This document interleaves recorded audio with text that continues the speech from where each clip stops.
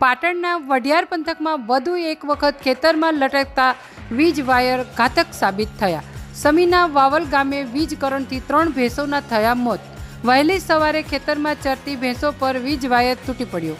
વીજ વાયર પશુઓ પર તૂટી પડતા 2 ભેંસ અને 1 પાડીનું વીજ કરંટથી મોત.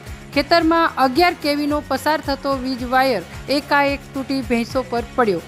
પશુના મોતથી પશુપાલકને 1.5 થી 2 લાખ રૂપિયાનું થયું નુકસાન. ઘટનાને પગલે સમી યુજીવીસીએલની ટીમ ઘટના સ્થળે દોડી આવી. અહેવાલ વિપુલ ભોઈ, પાટણ.